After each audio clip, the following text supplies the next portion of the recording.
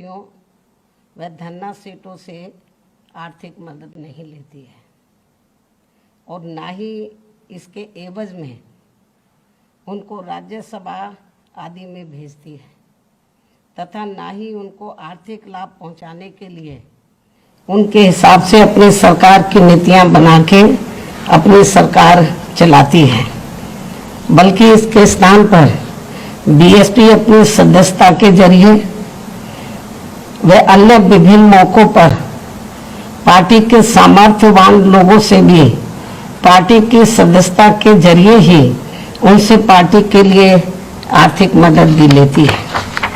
इतना ही नहीं बल्कि पार्टी के ऐसे लोगों से ही बीएसपी ने समय समय पर देश में कोरोना व बाढ़ पीड़ितों आदि जैसे अन्य और जरूरतमंद लोगों के भी विभिन्न रूपों में सीधा मदद भी करवाई है, ये सभी को मालूम है।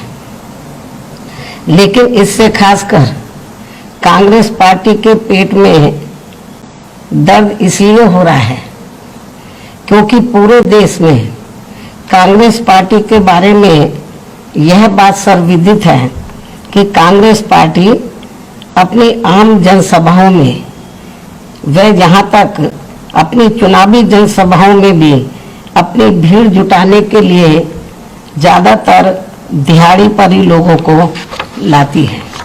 अर्थात जिस दिन कांग्रेस पार्टी की कोई रैली आदि होती है तो फिर खासकर दिहाड़ी में कार्य करने वाले मजदूर लोग बहुत खुश होते हैं और वे कहते हैं कि हमें आज काम नहीं करना पड़ेगा, बल्कि कांग्रेस पार्टी की रैली में जाने के लिए बिना कार्य किए ही आज उन्हें ज़्यादा दिहाड़ी मिल जाएगी, ऐसा वो कहते हैं, तथा बढ़िया बढ़िया खाना भी मिलेगा। ये कांग्रेस पार्टी का भीड़ जुटाने का कल्चर है। इससे समझा जा सकता है कि देश में आज कांग्रेस पार्टी के जनाधार की कितनी बुरी हालत है। इसके साथ ही देश के किसी भी राज्य में जब विधानसभा का आम चुनाव होता है या देश में लोकसभा का भी आम चुनाव होता है तो तब इनको खासकर यूपी जैसे कमजोर राज्यों में आसानी से चुनाव लड़ाने के लिए उम्मीदवार तक भी नहीं मिलते हैं। उनको खड़ा करने के लिए फिर कांग्रेस पार्टी बड़े बड़े पूंजीपतियों व धन्ना सीटों आदि से आर्थिक मदद लेकर उनको पैसा देकर खड़ा करती है। अधिकांश उनको पैसा देकर खड़ा करती है। इसलिए अधिकांश इनके उम्मीदवारों को जीतने हारने से कोई लेना देना नहीं होता है, बल्कि वो तो ये मानकर चलते हैं कि अब हमारे घर का कुछ समय तक का खर्चा चल जाएगा, जो उनको चुनाव लड़ाने के लिए वो पैसा देते हैं। ये कांग्रेस पार्टी की दयनीय हालत नहीं है तो और क्या है। जबकि वहीं दूसरी तरफ बीएसपी ऐसा बिल्कुल भी नहीं करती है। अर्थात बीएसपी कांग्रेस की तरह पैसा देकर पार्टी के लोगों को चुनाव में टिकट नहीं देती है, बल्कि चुनाव पर खुद अपना पैसा लगाने वाले लोगों को ही अधिकांश टिकट देती है, जिनका पार्टी के जनाधार को बढ़ाने के लिए हर प्रकार से योगदान होता है। इसलिए कांग्रेस पार्टी ने अभी हाल ही में जो बुकलेट जारी की है, यदि ये पार्टी इस बुकलेट में अपने विरोधी पार्टियों पर कोई भी टीका टिप्पणी करने के साथ साथ अपने इन सब कमियों को भी वर्णित कर देती तो ये बेहतर होता। अर्थात इस पार्टी द्वारा दूसरे पर उंगली उठाने के बजाय इनको पहले अपने घर को ही ठीक कर लेना चाहिए, ये भी मेरी इनको सलाह है। इसके साथ ही कांग्रेस पार्टी को मैं ये भी बताना चाहती हूँ कि जब देश में लोकसभा व किसी भी राज्य में विधानसभा का आम चुनाव होता है तो खासकर पार्टी के मजबूत राज्यों में एक एक सीट पर कई उम्मीदवार पार्टी का टिकट चाहते हैं। यानी कि बीएसपी के बारे में मैं बता रही हूँ तो खासकर पार्टी के मजबूत राज्यों में एक एक सीट पर तो कई कई उम्मीदवार बीएसपी का टिकट चाहते हैं, जिसमें कुछ उम्मीदवार आर्थिक तौर पर काफी कमजोर भी होते हैं। इसके अलावा कुछ उम्मीदवार टिकट तो ले लेते हैं, यानी कि पार्टी का टिकट तो ले लेते हैं, लेकिन चुनाव में जरूरत के हिसाब से पैसा खर्च नहीं करते। तब फिर पार्टी के कार्यकर्ताओं को ही मजबूरी में आपस में चंदा इकट्ठा करके उन्हें चुनाव लड़ाना पड़ता है।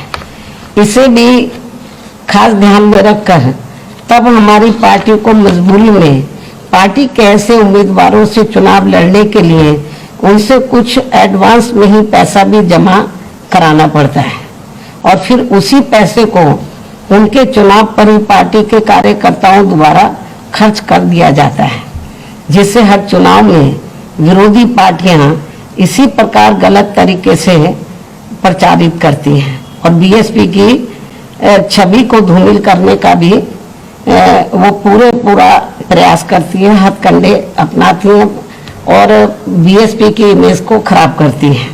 वैसे भी हमारी पार्टी कांग्रेस पार्टी व अन्य पार्टियों की तरह बड़े बड़े पूंजीपतियों व धन्ना सेठों की पार्टी नहीं है। ये भी सर्वविदित है कि हमारी पार्टी कांग्रेस पार्टी व अन्य पार्टियों की तरह बड़े बड़े पूंजीपतियों व धन्ना सेठों की पार्टी नहीं है, जैसे दूसरी पार्टियां होती हैं, बल्कि गरीब और मजलूमों की पार्टी है। उन्हीं की ही थोड़ी थोड़ी आर्थिक मदद से अपनी पार्टी को चलाती है। जो गरीब मजलूम है उन्हीं की आर्थिक मदद से पार्टी को चलाती है। ये सभी पार्टियां बीएसपी के बारे में अच्छी प्रकार से जानती हैं, इसलिए बीएसपी के बारे में ऐसे कुछ भी गलत प्रचार करने से पहले इनको कोई खास लाभ मिलने वाला नहीं है। ये भी पार्टियां जानती हैं और हमारे लोग भी जानते हैं, अच्छी प्रकार से जानते हैं। इसके अलावा इन्हें ये भी मालूम होना चाहिए कि हमारी पार्टी हर वर्ष अब मेरा जन्मदिन जन कल्याणकारी दिवस के रूप में मनाती है। लेकिन इससे पहले क्या होता था, जब मेरा जन्मदिन होता था तो मेरे बार बार मना करने के बावजूद भी मेरे जन्मदिन पर पार्टी के अधिकांश लोग तो महंगे कपड़े व गहने आदि मुझे देते थे, जिसे ध्यान में रखकर फिर हमने ये फैसला लिया कि आप बीएसपी सदस्यता की किताबें ले जाएं। जो मुझे कीमती कपड़े और गहने देते थे, तो उसे ध्यान में रखकर फिर हमने ये फैसला लिया कि आप बीएसपी सदस्यता की किताबें ले जाएं। जितने के आप मुझे कीमती गहने कपड़े आदि देना चाहते हैं, तो उतने के आप अपने क्षेत्र से बीएसपी के सदस्य बना के वो पैसा आप मुझे पार्टी को आर्थिक सहयोग के रूप में दे सकते हैं। इसके लिए कोई मनाही नहीं है। उसके बाद से अब हम इस मौके पर अपने लोगों को हर वर्ष बीएसपी सदस्यता की किताबें दे देते हैं। लोग फिर उसके जरिए हर वर्ष पार्टी को खुशी खुशी से काफी आर्थिक मदद भी करते हैं। लेकिन इसे भी कांग्रेस जैसी अन्य पार्टियां भी काफी गलत तरीके से, जब मेरा जन्मदिन होता लोग पार्टी को आर्थिक सहयोग देते हैं, तो उसे भी कांग्रेस पार्टी सहित ऐसी मानसिकता वाली जो अन्य पार्टियां हैं, तो इसे भी गलत तरीके से प्रचारित करती हैं। बुकलेट में कहा कि आज यूपी में वो सत्ता में, आप लोगों को मालूम है, उसकी बुकलेट को पढ़ने से ऐसा लगता है कि वो सत्ता में आने के लिए कितने तड़फ रहे हैं। लेकिन कांग्रेस को अपने गिरेबान में झांक कर देखना चाहिए। जब अपना देश आजाद हुआ था, तो आजादी के बाद शुरू में लंबे अरसे तक यहाँ उत्तर प्रदेश में कांग्रेस पार्टी लगातार पूर्ण बहुमत के साथ वो सत्ता में रही। लेकिन इनकी कथनी और करने में जमीन आसमान का फर्क होने की वजह से फिर लोगों ने इस पार्टी को छोड़ दिया, और तभी हमें बीएसपी बनानी पड़ी, और बीएसपी की तरह अन्य और पार्टियां भी बनी। तो इसके लिए जिम्मेवार कौन है? जो कांग्रेस की का जो आज हाल बेहाल है, इसके लिए जिम्मेवार कौन है? हमारी पार्टी नहीं है, दूसरी पार्टियां नहीं है, जो अन्य विरोधी पार्टियां हैं। इसके लिए सही मायने में जिम्मेवार कांग्रेस पार्टी की खुद गलत नीतियां, कार्यशैली, उनकी कथनी करने में अंतर, ये सब कांग्रेस पार्टी इसके लिए जिम्मेवार है। अब अपनी कमियों को छिपाने के लिए वो किस्म किस्म के हथकंडे अपनाए, तो मैं समझती हूँ यूपी की जनता ये सब बातें अच्छी प्रकार से जानती है। चाहे वो एक बुकलेट जारी करे या 2 करे, तो मुझे नहीं लगता कि जनता के ऊपर कोई असर पड़ने वाला है। तो इसलिए मैंने ये सोचा कि इनका जवाब देना बहुत जरूरी है। हालांकि किताब में और क्या लिखा है तो मैंने तो पढ़ा नहीं है, लेकिन थोड़ा किसी 1-2 चैनल में आ रहा था, तो उसको ध्यान में रखकर तो मैंने ये सोचा इसका जवाब देना जरूरी है। इतना ही नहीं, बल्कि आज मैं किसी एक चैनल में हमारी पार्टी के जो राष्ट्रीय महासचिव व राज्यसभा सांसद हैं श्री S.C. मिश्र, उनका इंटरव्यू देख रही थी, जिसमें उनसे बार बार मेरा उत्तराधिकारी के बारे में पूछा जा रहा था कि आपकी बहन जी का उत्तराधिकारी कौन होगा। तो उस चैनल को जो उनसे पूछ रहा था, उस चैनल के इंटरव्यू पूछने वाले को मैं ये बताना चाहती हूँ कि मेरा स्वास्थ्य अभी ठीक है, मुझे अभी किसी को भी अपना उत्तराधिकारी बनाने की जरूरत नहीं है, लेकिन जब मेरा स्वास्थ्य ठीक नहीं रहेगा तो तब मैं जरूर अपना उत्तराधिकारी घोषित कर दूंगी, ये भी मैं उनको बताना चाहती हूँ। और जब उत्तराधिकारी, जब मेरा स्वास्थ्य ठीक नहीं रहेगा या मैं इस लायक नहीं रहूंगी कि मैं पार्टी को चला पाऊं, और जब मैं अपना उत्तराधिकारी घोषित करूंगी तो उस चैनल को भी बता दिया जाएगा, पूरे देश को बता दिया जाएगा।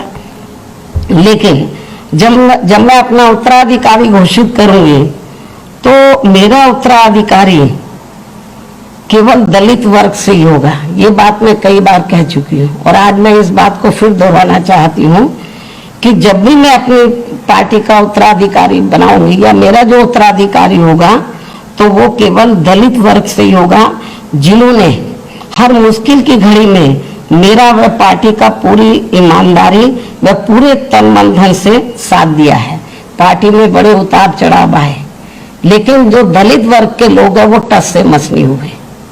तो जब भी उत्तराधिकारी बनाया जाएगा, जब लगेगा कि मैं इस लायक नहीं हूँ, मेरा स्वास्थ्य खराब है, अभी तो मैं फिट हूँ बिल्कुल, और मुझे अभी वर्षों तक, काफी वर्ष लगेंगे मुझे अनफिट होने के लिए, मैं तो फिट हूँ। और कुदरत की वजह से पिछले 2 साल से कोरोना चल रहा है और अभी भी कोई खत्म नहीं हुआ है, लेकिन मुझे तो कोई कोरोना जैसी भी बीमारी नहीं हुई। तो कहने का तात्पर्य यह है कि जो लोग इस किस्म का प्रचार करते हैं, बार बार मिश्रा जी को घेर रहे थे कि भाई उत्तराधिकारी, अभी तो मैं फिट हूँ बिल्कुल, स्वास्थ्य मेरा ठीक है। तो और उन्हें ये मालूम होना चाहिए, जब मान्यवर कांशीराम जी जीवित थे और जब तक वो ठीक रहे, उन्होंने अपना उत्तराधिकारी घोषित नहीं किया था। जब उनका स्वास्थ्य खराब होने लगा था तो तब उन्होंने मुझे अपना उत्तराधिकारी बनाया था। मीडिया अच्छी प्रकार से जानता है, लेकिन लोगों को गुमराह करने के लिए वो इस किस्म के वो हथकंडे इस्तेमाल करते हैं। तो इसलिए मेरा मीडिया को भी यही कहना है और खास तौर से कांग्रेस पार्टी को कि ये जो इधर उधर की बातें कर रहे हैं बुकलेट के जरिए, बुकलेट हो या फिर नाटकबाजी करें या आए दिन आकर वो गांधी जी की प्रतिमा के नीचे बैठ जाएं या फिर कहीं पर कोई अन्याय अत्याचार हो जाए तो वहां चले जाएं, तो इससे कुछ नाटकबाजी से होने वाला नहीं है। जनता सब जानती है, जनता को ये मालूम है कि यूपी में 4 बार मेरे नेतृत्व में सरकार बनी, तो बीएसपी ने, आपको मालूम है कि कभी भी वो अपना मैनिफेस्टो जारी नहीं करती है। बीएसपी दूसरी पार्टियों की तरह वो कभी भी अपना चुनावी घोषणा पत्र आदि जारी नहीं करती है, क्योंकि बीएसपी कहने में कम बल्कि कार्य करके दिखाने में ही ज्यादा विश्वास रखती है। तो इसलिए जब मुझे 4 बार यूपी में गवर्नमेंट बनाने का मौका मिला तो मैंने वो ऐतिहासिक कार्य किए सर्व समाज के लिए, चाहे सभी धर्मों और सभी वर्गों के लिए, किसान, मजदूर, व्यापारी, कर्मचारी, बुजुर्ग, महिलाएं, युवा, सभी के लिए मेरी सरकार ने वो ऐतिहासिक कार्य किए कि जो पूर्व में किसी भी पार्टी की सरकार ने नहीं किए, और जो वर्तमान में जो बीजेपी की सरकार है या पूर्व में सपा की सरकार रही, वही मेरी नीतियों को थोड़ी उनको अदल बदल के वो उनको घोषित करती है। लेकिन घोषणा करने से काम नहीं चलेगा, वो तो इम्प्लीमेंट करने से चलेगा। चाहे वो मेरी कितनी भी नकल करने, नकल का तभी फायदा होगा जब वो जमीनी तौर पर उसको इम्प्लीमेंट किया जाए। तो इसलिए मैं आपको ये बताना चाहती हूँ कि अब हालांकि ये चुनाव है, चुनाव नजदीक आ रहा, कुछ ही महीने बचे हैं, इस किस्म के हथकंडे इस्तेमाल किए जाएंगे। तो इसलिए मुझे बीच बीच में मीडिया के बीच में जाकर हमारे लोग गुमराह ना हो, तो मुझे ये बातें कहने के लिए मजबूर होना पड़ता है। तो ये कुछ जरूरी बातें मैंने आप लोगों के सामने रखी हैं। धन्यवाद।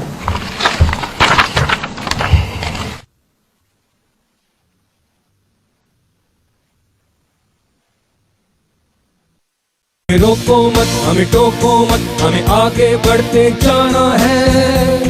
जय भीम का नारा लगाना है, जय भीम का नारा लगाना है। जय भीम, जय भीम। मैं गौतम रत्ना आपका बहुजन फिल्म प्रोडक्शन में स्वागत करता हूं, और आप हमारे प्रोडक्शन हाउस के अंदर अपना कैरियर बना सकते हैं as a film director, as a producer and actor and actress and editor and cinematographer also. अगर आपको फिल्म से रिलेटेड कुछ भी प्रोजेक्ट आपको बनवाना है तो हमारे पास में पूरा सेटअप है, जिसमें फिल्म कैमरा है, शूटिंग लाइट्स है और एडिटिंग है। सारा A to Z एक ही जगह पर आपको हमारे यहाँ पर मिल जाएगा। तो दोस्तों, आप हमें कांटेक्ट कर सकते हैं हमारे नंबर्स पर 9810085714 और 8510005714। हमारे वेबसाइट पे विजिट कर सकते हैं www.filmserviceindia.com, और हमें मेल भी कर सकते हैं gautamfilmsproduction@gmail.com पर। धन्यवाद। बुद्धं शरणं गच्छामि। अंबेडकर नेशन चैनल आर्थिक समस्या से गुजर रहा है।